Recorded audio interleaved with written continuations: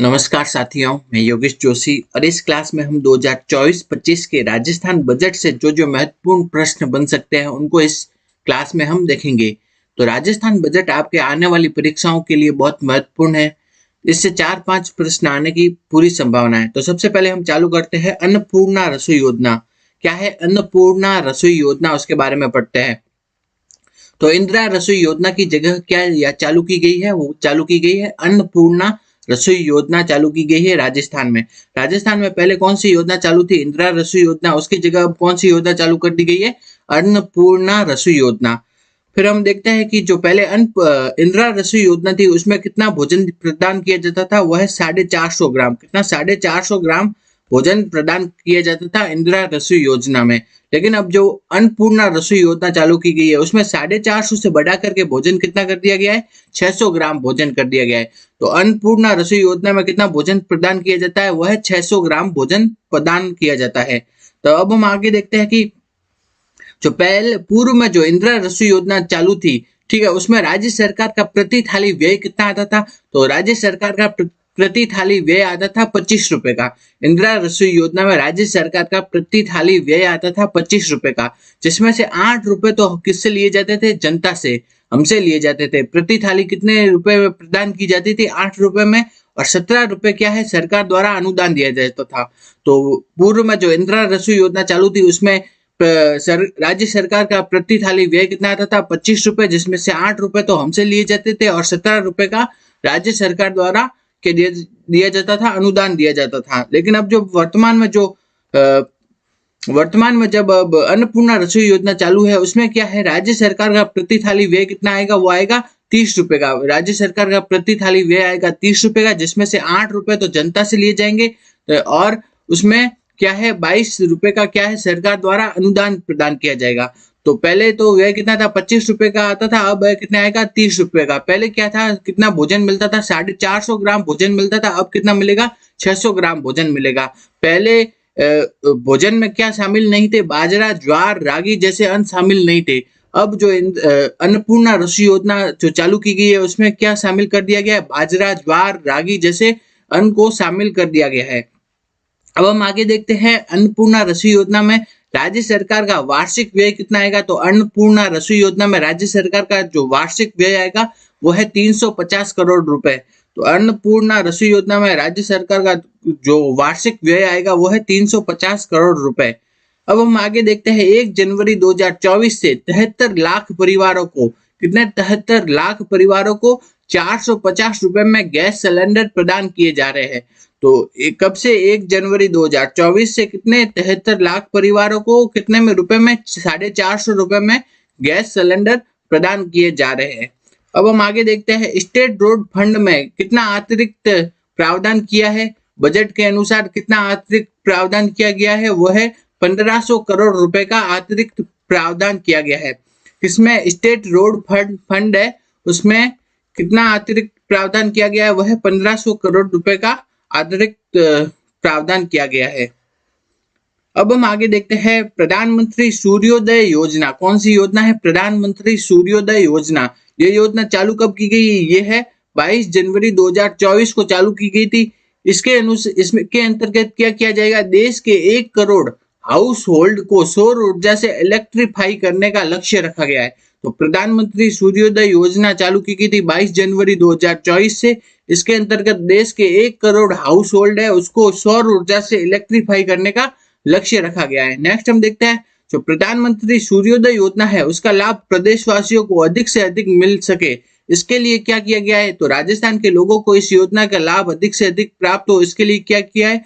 तो इसके लिए ऊर्जा विभाग ने क्या किया है? पीएमयू मतलब प्रोजेक्ट मॉनिटरिंग यूनिट का गठन किया गया है। तो ऊर्जा विभाग ने इसके लिए पीएमयू या प्रोजेक्ट मॉनिटरिंग यूनिट का गठन किया है। ठीक, अब हम आगे देखते हैं 5 लाख से अधिक घरों पर क्या है? सोलर प्लांट स्थापित होंगे। तो जो प्रधानमंत्री सूर्योदय योजना है इसके अंतर्गत राजस्थान में कितने? 5 लाख से अधिक जो घरों पर क्या लगाने का लक्ष्य रखा गया है? सोलर प्लांट लगाने का लक्ष्य रखा गया है 5 लाख से अधिक परिवारों के घरों पर। नेक्स्ट देखते हैं कि जो जब सोलर प्लांट लग जाएंगे तो इससे प्रति परिवार को कितनी 300 यूनिट की बिजली मुफ्त मिल सकेगी। तो सोलर प्लांट लगने के बाद प्रति परिवार को कितनी 300 यूनिट की बिजली मुफ्त मिल सकेगी। कौन सी योजना के अंतर्गत? प्रधानमंत्री सूर्योदय योजना के अंतर्गत। आगे हम देखते हैं किन किन शहरों हेतु 500 इलेक्ट्रिक बसें उपलब्ध कराई जाएगी। तो ऐसी कौन कौन सी शहर है जिसके लिए कि 500 इलेक्ट्रिक बसें उपलब्ध करवाई जाएगी? वो है जयपुर, जोधपुर, उदयपुर और कोटा। इन शहरों के लिए कितनी 500 इलेक्ट्रिक बसों की सुविधा की जाएगी। कौन कौन सी शहर है? जयपुर, जोधपुर, उदयपुर और कोटा। कौन से? जयपुर, जोधपुर, उदयपुर और कोटा। इन शहरों को 500 इलेक्ट्रिक बसों उपलब्ध करवाई जाएगी। नेक्स्ट हम देखते हैं जयपुर मेट्रो का विस्तार किया जाएगा। तो जयपुर मेट्रो का विस्तार कहां से कहां तक किया जाएगा? टोक रोड के साथ सीतापुरा, अंबाबाड़ी होते हुए विद्याधर नगर तक। ठीक है, टोक रोड के साथ सीतापुरा, टोक रोड से सीतापुरा होते हुए अंबाबाड़ी होते हुए विद्याधर नगर तक क्या किया जाएगा? जयपुर मेट्रो का विस्तार किया जाएगा। नेक्स्ट हम देखते हैं आपके बजट में लिखा गया है कि जेजेएम जल जीवन मिशन में, जो जल जीवन मिशन के कवरेज में, किसमें कवरेज में राजस्थान का स्थान कौन सा था? वो था 33वां स्थान था। अब जल जीवन मिशन में जो राजस्थान का पहले अभी स्थान कौन सा है? वो है 33वां लिखा हुआ है आपके बजट में। अब देखते हैं कि जल जीवन मिशन जेजेएम, जेजेएम क्या है? एक केंद्र सरकार की योजना है। इसके तहत क्या किया जाता है? ग्रामीण परिवारों को नल कनेक्शन उपलब्ध करवाए जाते हैं। ठीक है, तो जेजेएम के तहत क्या है? ग्रामीण परिवारों को नल कनेक्शन उपलब्ध करवाने हेतु जो योजना चालू की गई है वो क्या है? जेजेएम जल जीवन मिशन। इसके तहत क्या है? आगामी वर्ष में कितना लक्ष्य रखा गया है? वह है 25 लाख परिवारों को नल कनेक्शन उपलब्ध करवाने का लक्ष्य रखा है। तो आगामी वर्ष में कितने 25 लाख परिवारों को नल कनेक्शन उपलब्ध करवाने का लक्ष्य रखा गया है। किस योजना के तहत? जेजेएम योजना के तहत। आगे हम देखते हैं इस जेजेएम योजना में अब राज्य सरकार का व्यय कितना आएगा? वो आएगा 1500 करोड़ रुपए का व्यय आएगा। नेक्स्ट हम देखते हैं ईआरसीपी पूर्वी राजस्थान नहर परियोजना। इसके अंतर्गत राजस्थान के कितने जिलों में पेयजल तथा सिंचाई हेतु जल उपलब्ध कराया जाएगा? तो आपन के ये पहले तो कितने जिले दिए गए थे? 13 जिले दिए गए थे, हर जगह 13 जिले दिए गए हैं। लेकिन अभी जो बजट आया ना उसमें क्या लिखे हुए? 21 जिले, क्योंकि वो नए जिलों के गठन हो गया तो उसके बाद क्या जिलों की संख्या कितनी हो गई? 21 हो गई। तो बजट में आपके कितना 21 जिले लिखा हुआ है। 21 जिलों को किसके? ईआरसीपी के तहत पेयजल तथा सिंचाई हेतु जल उपलब्ध करवाया जाएगा। और 21 नहीं ऑप्शन में तो कितना याद रखना है? 13, क्योंकि कितना था पहले? 13 जिले थे। अब जो नए जिलों के गठन के बाद कितने हो गए हैं? 21 जिलों के पेयजल तथा सिंचाई उपलब्ध करवाया जाएगा ईआरसीपी के तहत। आगे हम देखते हैं मुख्यमंत्री जल स्वावलंबन योजना 2.0। कौन सी है? मुख्यमंत्री जल स्वावलंबन योजना 2.0। इसके तहत क्या है? आगामी 4 वर्षों में कितने? आगामी 4 वर्षों में 20,000 गांवों में 5 लाख वाटर हार्वेस्टिंग स्ट्रक्चर बनाए जाएंगे। तो मुख्यमंत्री जल स्वावलंबन योजना 2.0 इसके तहत क्या है? आगामी 4 वर्षों में 20,000 गांवों में 5 लाख क्या है? वाटर हार्वेस्टिंग स्ट्रक्चर बनवाए जाएंगे मुख्यमंत्री जल स्वावलंबन योजना के तहत। अगला देखते हैं ट्री आउटसाइड फॉरेस्ट इन राजस्थान, TOFIR। तो फिर ठीक है, तो ट्री आउटसाइड फॉरेस्ट इन राजस्थान इसके तहत क्या है? आगामी वर्ष में 4 करोड़ पौधे वितरित किए जाएंगे, जो कि कहाँ लगाए जाएंगे? Tree outside forest. ठीक है, फॉरेस्ट के बाहर की तरफ। ठीक है, तो ट्री आउटसाइड फॉरेस्ट इन राजस्थान, तो इसके तहत कितने? 4 करोड़ पौधे वितरित किए जाएंगे। आगे हम देखते हैं कृष्ण मृग या ब्लैक बग के लिए हैबिटेट डेवलपमेंट कहाँ किया जाएगा? वह है जसवंतगढ़ नागौर में। इंपॉर्टेंट है, वेरी इंपॉर्टेंट। इससे प्रश्न आने की संभावना है पूरी कि ब्लैक बग या कृष्ण मृग के लिए हैबिटेट डेवलपमेंट कहाँ पे किया जाएगा? वो है जसवंतगढ़ नागौर में। ठीक है, तो कृष्ण मृग के लिए हैबिटेट डेवलपमेंट का कार्य कहाँ किया जाएगा? जसवंतगढ़ नागौर में किया जाएगा कृष्ण मृग के लिए हैबिटेट डेवलपमेंट का कार्य। आगे हम देखते हैं पीएम किसान सम्मान निधि योजना। क्या है? पीएम किसान सम्मान निधि योजना। इसके तहत क्या है? किसानों को जो पहले वित्तीय सहायता दी जाती थी, तो किसानों को दी जाने वाली वित्तीय सहायता पहले कितनी थी? 6,000 से बढ़ा करके कितनी कर दी गई है? 8,000 कर दी गई है इस बजट में। तो पीएम किसान सम्मान निधि योजना, इसके तहत क्या है, किसानों को दी जाने वाली जो वित्तीय सहायता वो कितनी कर दी गई है? 8,000 रुपए कर दी गई है। तो पीएम किसान सम्मान निधि योजना के तहत किसानों को दी जाने वाली वित्तीय सहायता कितनी कर दी गई है? 8,000 रुपए कर दी गई है। आगे हम देखते हैं किसानों को गेहूं के न्यूनतम समर्थन मूल्य एमएसपी के अतिरिक्त 125 रुपये प्रति क्विंटल का बोनस प्रदान किया जाएगा।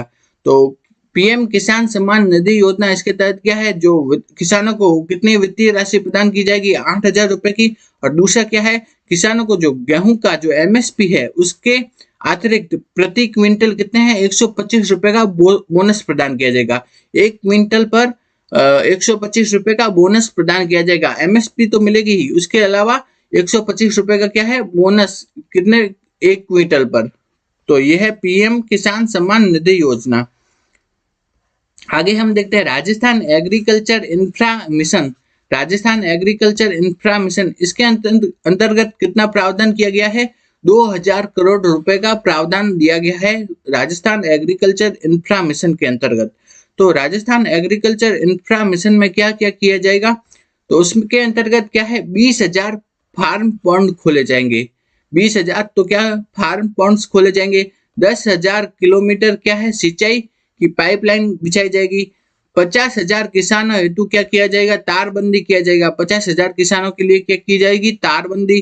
5,000 किसानों को वर्मी कंपोस्ट यूनिट खोली जाएगी। ठीक है, 5,000 किसानों को वर्मी कंपोस्ट यूनिट का फायदा प्रदान किया जाएगा। नेक्स्ट हम देखते हैं एग्रो प्रोसेसिंग क्लस्टर खोले जाएंगे।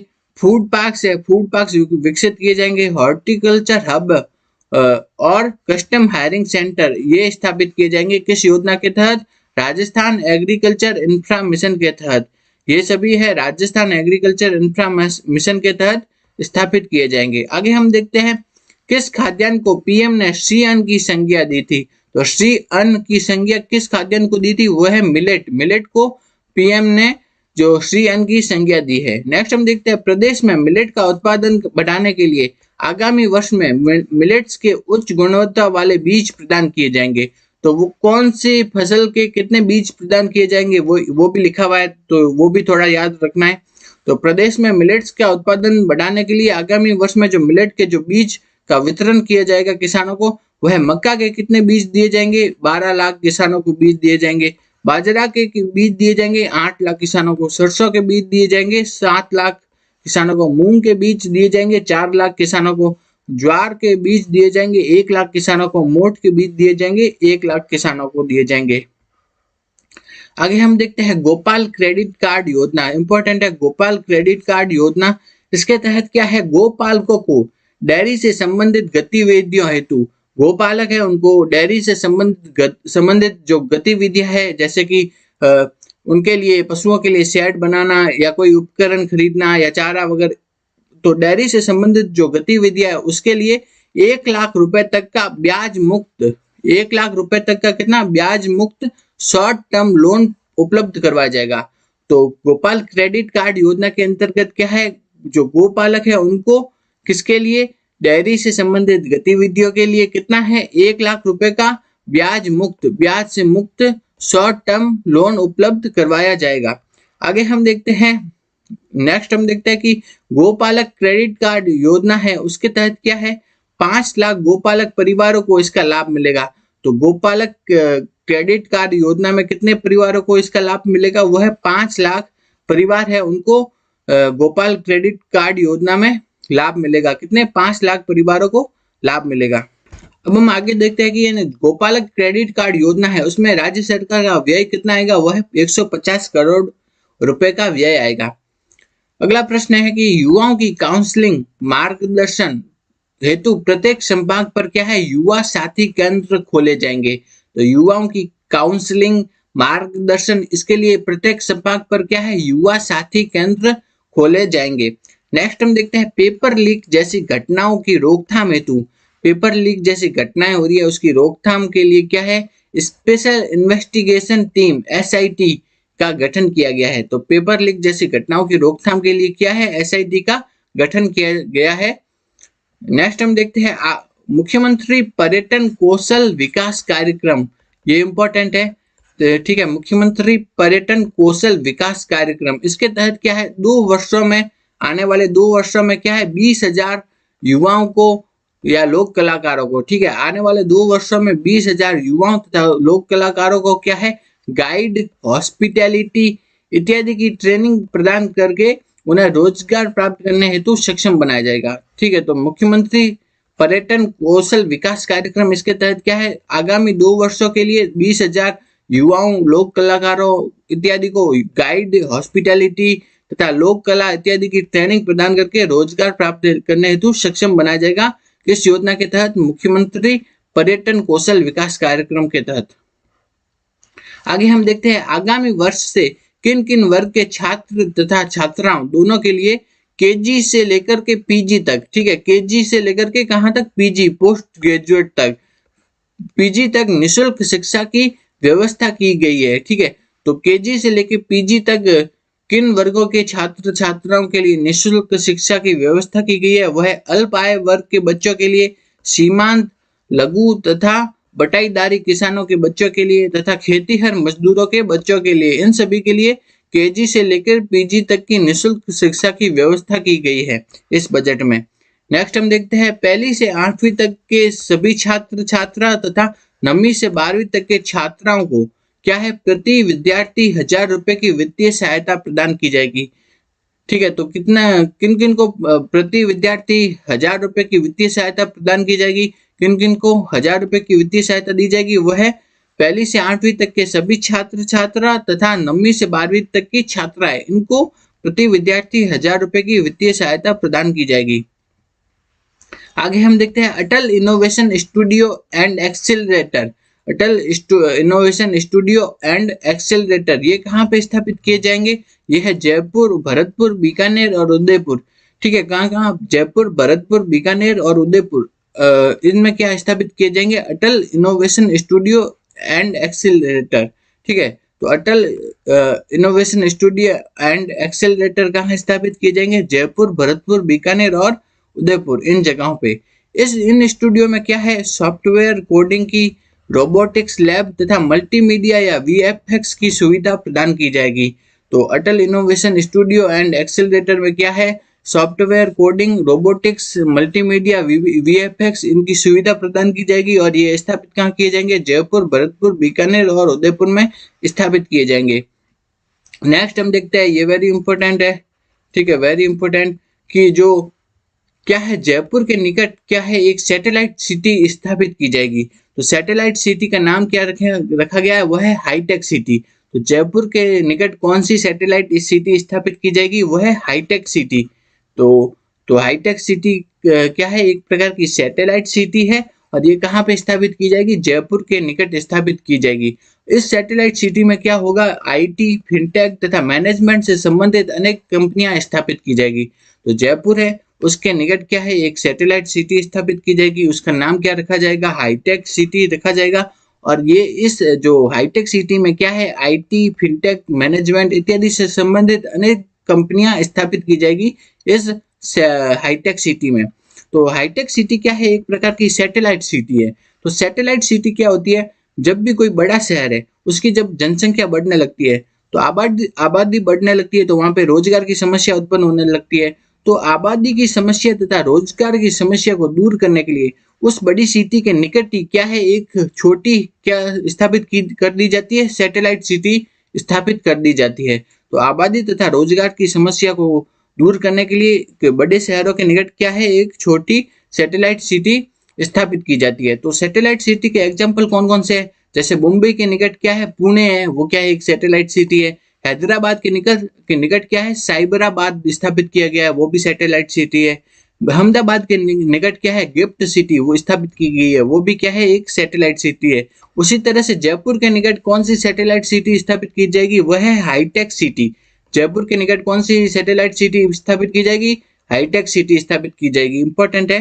तो हाईटेक सिटी क्या है, एक प्रकार की सैटेलाइट सिटी है जो कि कहाँ स्थापित की जाएगी, जयपुर के निकट। और आपसे पूछ लिया जाएगी किन की तर्ज पर स्थापित की जाएगी, वो है मुंबई के निकट पुणे है, हैदराबाद के निकट साइबराबाद है, अहमदाबाद के निकट गिफ्ट सिटी इसकी तर्ज पर। आगे हम देखते हैं जो सैटेलाइट सिटी है उसके निर्माण के लिए तो मेनली तो कौन काम करती है, राज्य सरकार, लेकिन जो उसके निर्माण के लिए केंद्र सरकार द्वारा भी कुछ सहायता प्रदान की जाती है। तो केंद्र सरकार द्वारा वो सहायता प्रदान की जाती है ना, वो किस कार्यक्रम के तहत प्रदान की जाती है, तो वो है गति शक्ति कार्यक्रम के तहत। ठीक है, तो सैटेलाइट सिटी के निर्माण के लिए जो केंद्र सरकार को सहायता प्रदान की जाती है वो किस कार्यक्रम के तहत प्रदान की जाती है, वो है गति शक्ति कार्यक्रम के तहत। तो जो सैटेलाइट सिटी के निर्माण के लिए जो केंद्र सरकार है वो किस कार्यक्रम द्वारा सहायता प्रदान करती है, वो है गति शक्ति कार्यक्रम के तहत सहायता प्रदान करती है सैटेलाइट सिटी के निर्माण के लिए। नेक्स्ट हम देखते हैं मिशन ओलंपिक्स 2028। क्या है, मिशन ओलंपिक्स 2028 है।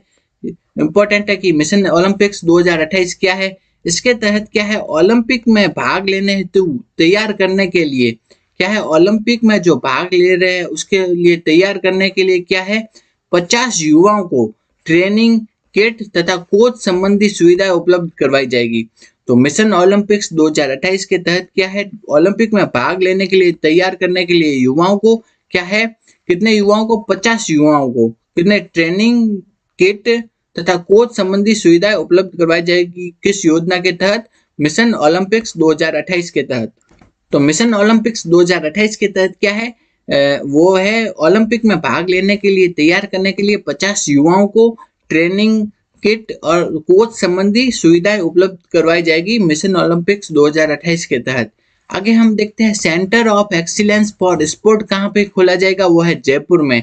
इंपॉर्टेंट है, centre of excellence of sports ये कहाँ खोला जाएगा, जयपुर में खोला जाएगा। Centre of excellence for sports खोला जाएगा जयपुर में। इसमें व्यय आएगा 100 करोड़ रुपए का। नेक्स्ट हम देखते हैं रेजिडेंशियल गर्ल्स स्पोर्ट्स इंस्टीट्यूट। क्या है, रेजिडेंशियल गर्ल्स स्पोर्ट्स इंस्टीट्यूट ये कहाँ पे खोले जाएंगे, ये है जयपुर, भरतपुर और उदयपुर में। रेजिडेंशियल गर्ल्स स्पोर्ट्स इंस्टीट्यूट खोले जाएंगे जयपुर, भरतपुर और उदयपुर में। इनमें प्रति पर कितना खर्चा आएगा, 25-25 करोड़ रुपए का खर्चा आएगा। तो रेजिडेंशियल गर्ल्स स्पोर्ट्स इंस्टीट्यूट खोले जाएंगे जयपुर, भरतपुर और उदयपुर में। नेक्स्ट हम देखते हैं संसद तथा विधानसभा में महिला को आरक्षण प्रदान करने के लिए जो प्रावधान किया गया उसके लिए कौन सा अधिनियम पारित किया गया था, वो है नारी शक्ति वंदन अधिनियम। कौन सा, नारी शक्ति वंदन अधिनियम किससे संबंधित है, वह संसद तथा विधानसभा में महिला आरक्षण का प्रावधान करने हेतु जो अधिनियम पारित किया गया था वो है नारी शक्ति वंदन अधिनियम। आगे हम देखते हैं लाडो प्रोत्साहन योजना। कौन सी है, लाडो प्रोत्साहन योजना इंपॉर्टेंट है। लाडो प्रोत्साहन योजना इसके तहत क्या है, गरीब परिवारों में बालिकाओं के जन्म पर क्या है, गरीब परिवारों में बालिकाओं के जन्म होने पर 1 लाख रुपए का सेविंग बॉन्ड प्रदान करना। ये कौन सी योजना के तहत है, लाडो प्रोत्साहन योजना के तहत। तो लाडो प्रोत्साहन योजना में क्या है, गरीब परिवार में अगर बालिकाओं का जन्म होता है तो उनके जन्म पर क्या है, 1 लाख रुपए का सेविंग बॉन्ड प्रदान किया जाता है।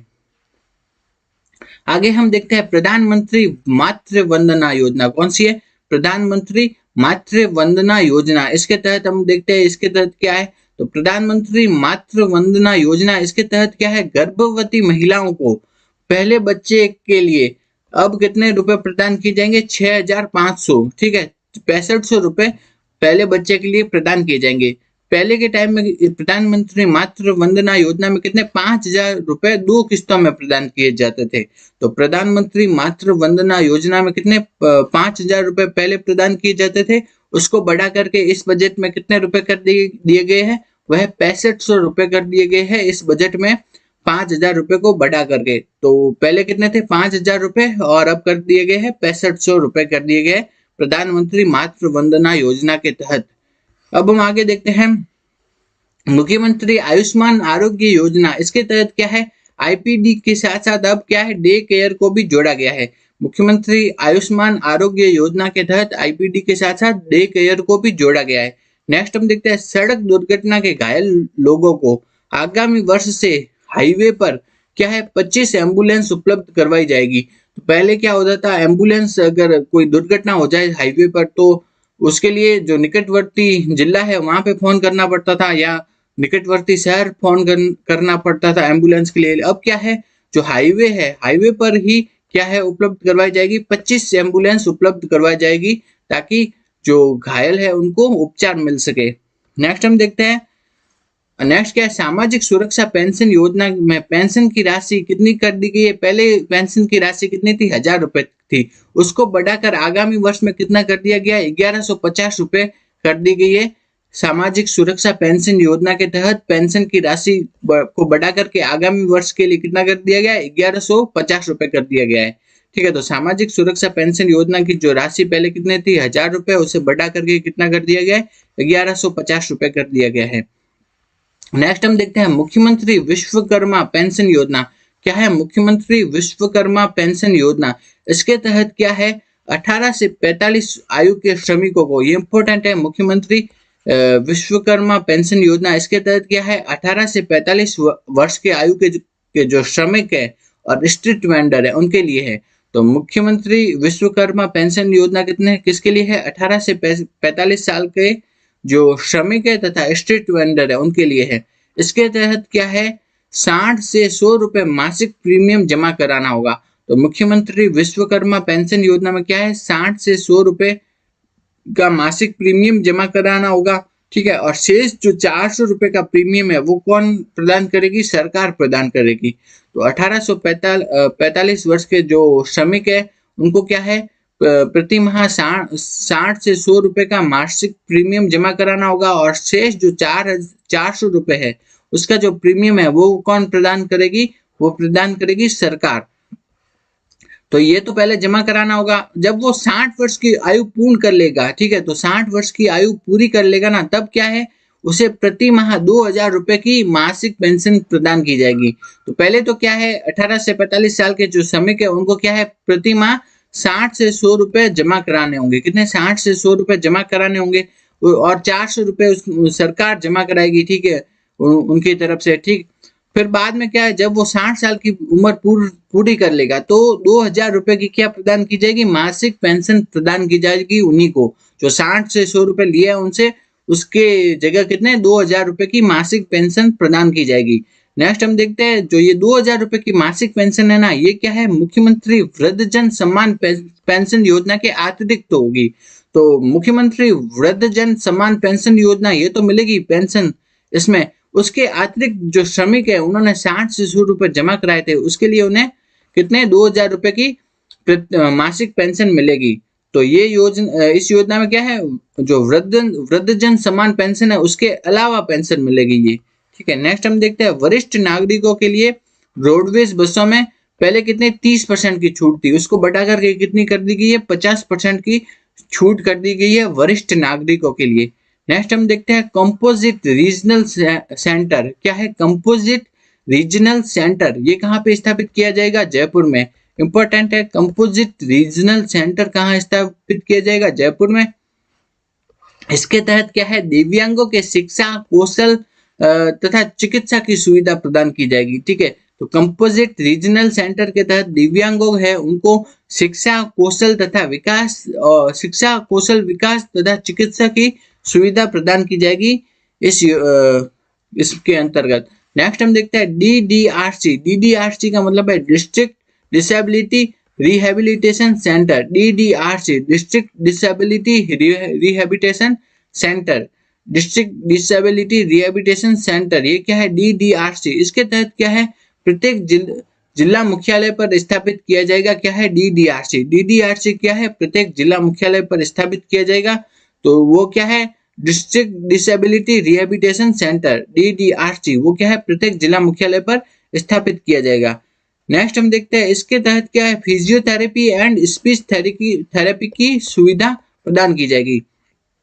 तो DDRC क्या है, डिस्ट्रिक्ट डिसेबिलिटी रिहेबिलिटेशन सेंटर, इसके तहत क्या है, प्रत्येक जिला मुख्यालय पर स्थापित किया जाएगा और इसमें फिजियोथेरेपी तथा स्पीच थेरेपी की सुविधा प्रदान की जाएगी। आगे हम देखते हैं, कोई भी व्यक्ति सरकारी योजनाओं का लाभ उठाने से वंचित न रह जाए, इस उद्देश्य से कौन सी क्या चालू किया गया है, वह है विकसित भारत संकल्प यात्रा चालू की गई है। ठीक है, किस उद्देश्य से चालू की गई है, कि कोई भी व्यक्ति सरकारी योजनाओं का लाभ उठाने से वंचित ना रह जाए, इस उद्देश्य से विकसित भारत संकल्प यात्रा चालू की गई है। आगे हम देखते हैं राज्य के शुद्ध कर आय की एसएफसी ग्रांट है वो पहले कितनी थी 6.75 थी, उसको बढ़ा करके कितनी कर दिया गया है 7 कर दिया गया है। तो राज्य के शुद्ध आय की जो एसएफसी ग्रांट है उसको बढ़ा करके कितना कर दिया गया है 7%, जिससे कि अब क्या है पंचायती राज संस्थाओं तथा नगरीय स्थानीय स्वशासन को कितने 316 करोड़ रुपए अधिक मिल पाएंगे। तो उनको अब कुल कितने रुपए मिल पाएंगे 8,864 करोड़ रुपए मिल पाएंगे और 316 करोड़ रुपए अधिक मिल पाएंगे।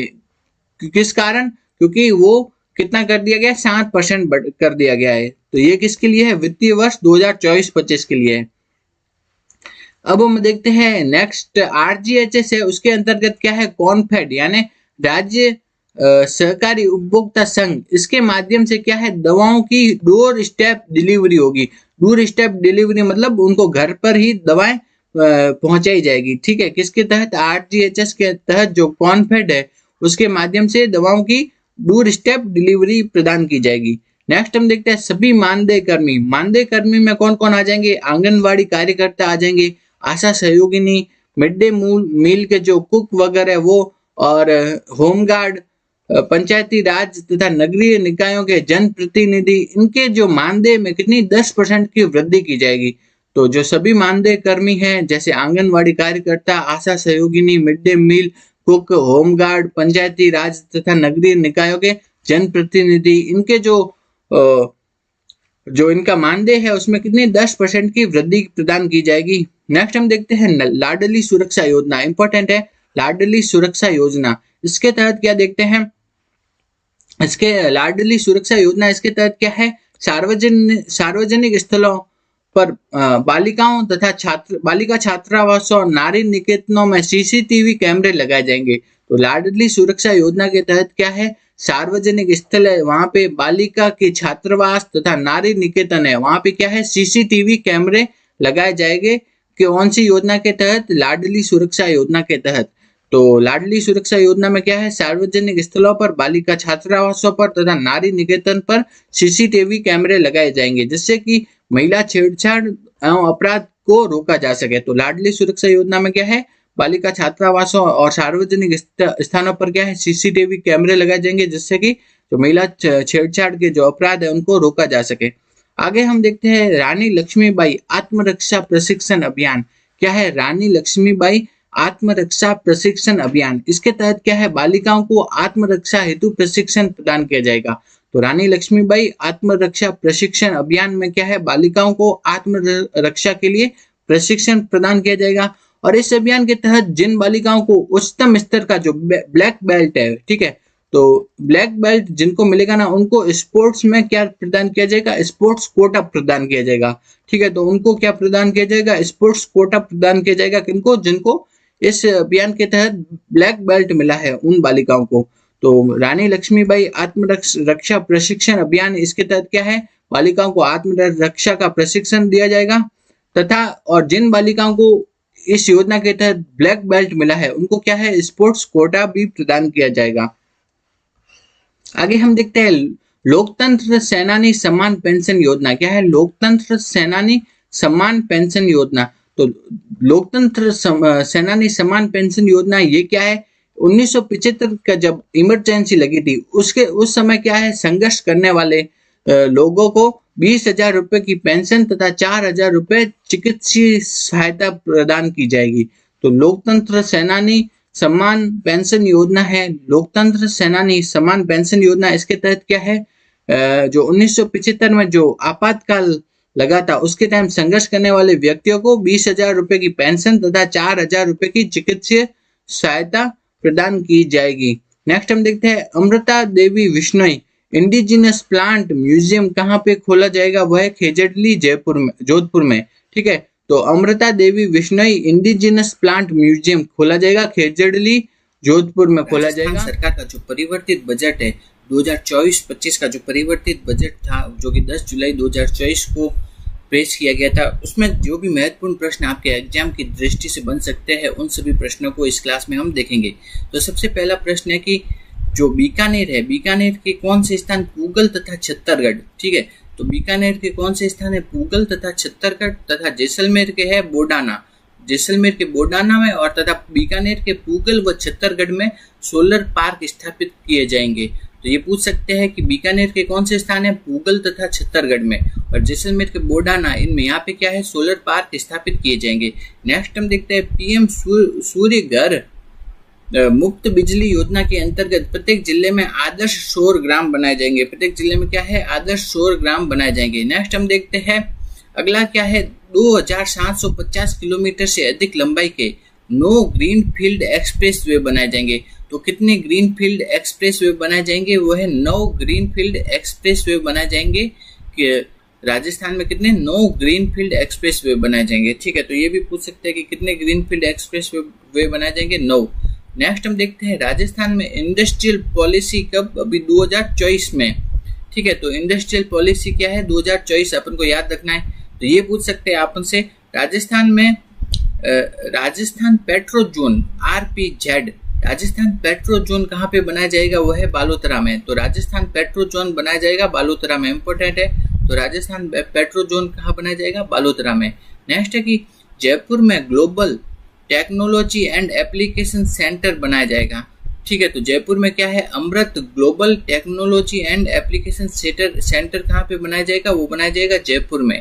तो Amrit global technology and application centre कहाँ पे बनाया जाएगा, वो बनाया जाएगा जयपुर में बनाया जाएगा। नेक्स्ट है, ये आपसे पूछ सकते हैं कि टेक्सटाइल पार्क कहाँ पे बनाया जाएगा, टेक्सटाइल पार्क बनाया जाएगा भीलवाड़ा में।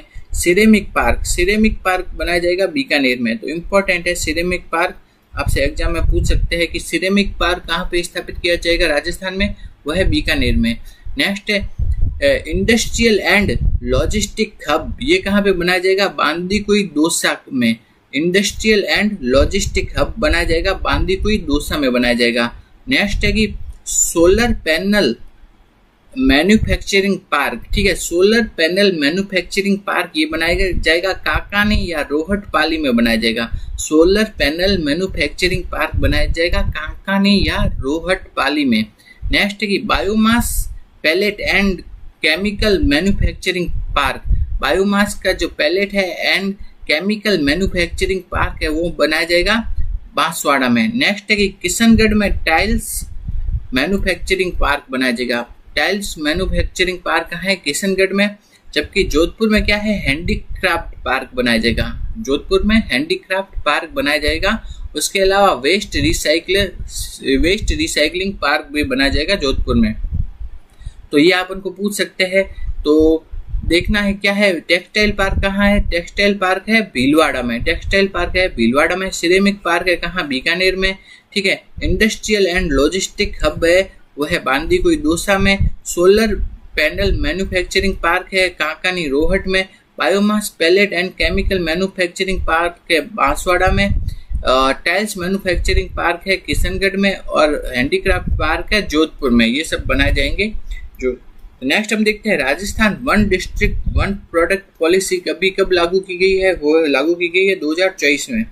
नेक्स्ट है कि जैसलमेर में क्या है, fossil park and open rock museum बनाया जाएगा। इंपॉर्टेंट है, पूछ सकते हैं कि fossil park and open rock museum कहाँ पे बनाया जाएगा, वो बनाया जाएगा जैसलमेर में। नेक्स्ट है सांबर झील खींचन जो संरक्षित क्षेत्र है, शेरगढ़ अभ्यारण्य, मनसा माता संरक्षित क्षेत्र और बस्सी वन्य जीव अभ्यारण्य, इनको क्या है इको टूरिज्म साइट घोषित किया गया है।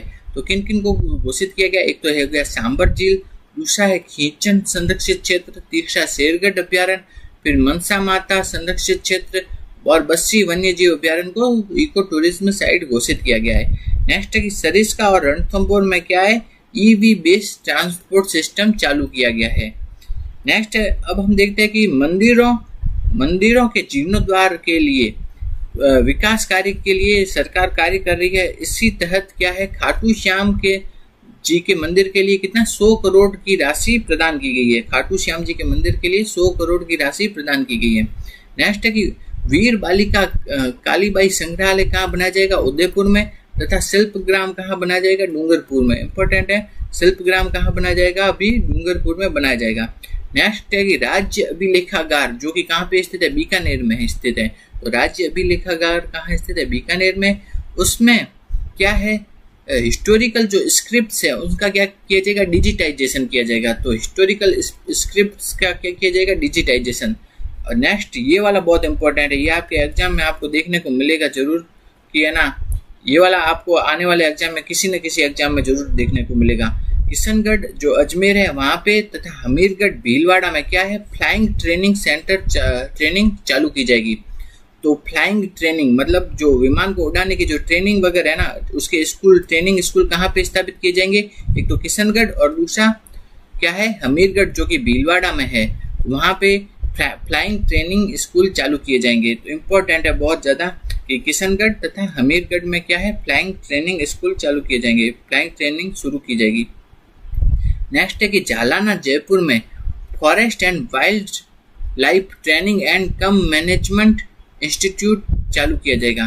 तो वाइल्ड लाइफ की जो ट्रेनिंग है उसका जो इंस्टीट्यूट है वो कहाँ पे चालू किया जाएगा, वो है जालाना जयपुर में।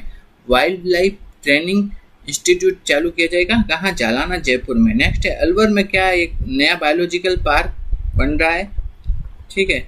नेक्स्ट है आगे देखते हैं क्या क्या इंपॉर्टेंट चीज़ है।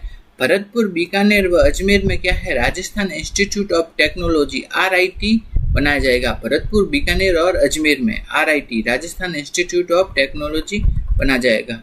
नेक्स्ट है वास्तु एवं ज्योतिष का जो सेंटर ऑफ एक्सीलेंस कहाँ बनाया जाएगा, जयपुर में। वास्तु एवं ज्योतिष का सेंटर ऑफ एक्सीलेंस बनाया जाएगा जयपुर में। नेक्स्ट है खेल नीति कब अभी लागू की है, 2024 में खेल नीति लागू की है।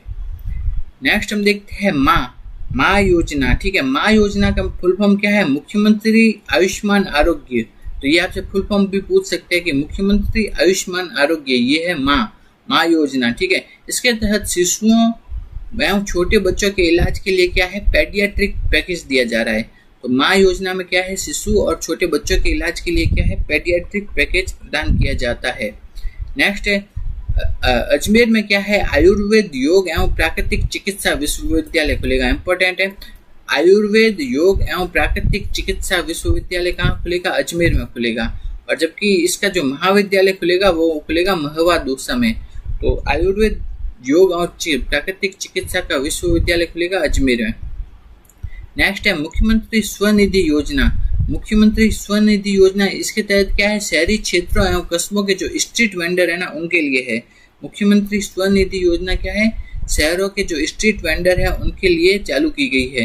नेक्स्ट है आंगनवाड़ी केंद्रों में अब क्या है, सप्ताह में 3 दिन दूध उपलब्ध करवाया जाएगा। आंगनवाड़ी केंद्रों में भी अब क्या किया व्यवस्था की गई है कि सप्ताह के 3 दिन उन्हें बच्चों को दूध उपलब्ध करवाया जाएगा।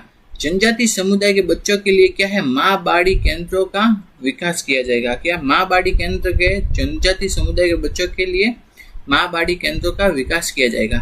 नेक्स्ट है कि मस्कुलर जो डिस्ट्रॉफी है उससे जो ग्रसित रोगी है उनके साथ जो सहयोगी जा रहा है उनको भी रोडवेज बसों में निःशुल्क यात्रा प्रदान की जाएगी। तो जो रोगी है उनको तो की जाएगी, उसके अलावा जो उनके सहयोगी है उनको भी रोडवेज में निःशुल्क यात्रा की सुविधा दी जाएगी। नेक्स्ट है कि स्वयं सिद्धा का सेंटर ऑफ एक्सीलेंस कहाँ खोला जाएगा, वो खोला जाएगा जामडोली जयपुर में। स्वयं सिद्धा का सेंटर ऑफ एक्सीलेंस खोला जाएगा कहाँ, जामडोली जयपुर में खोला जाएगा स्वयं सिद्धा का सेंटर ऑफ एक्सीलेंस। आगे हम देखते हैं कि क्या इंपॉर्टेंट प्रश्न बन सकता है। तो हाँ, ये भी इम्पोर्टेंट है कि जो भूसावर भरतपुर में क्या खोला जाएगा, फूड पार्क, और भरतपुर में क्या फूड प्रोसेसिंग पार्क खोला जाएगा। भूसावर भरतपुर में क्या है, फूड पार्क, जबकि भरतपुर में क्या है, फूड प्रोसेसिंग पार्क खोला जाएगा। नेक्स्ट हम देखते हैं, तो आपके जो परिवर्तित बजट है उससे ये इंपॉर्टेंट प्रश्न बन सकते हैं। इससे पहले बजट की क्लास हम ले चुके हैं,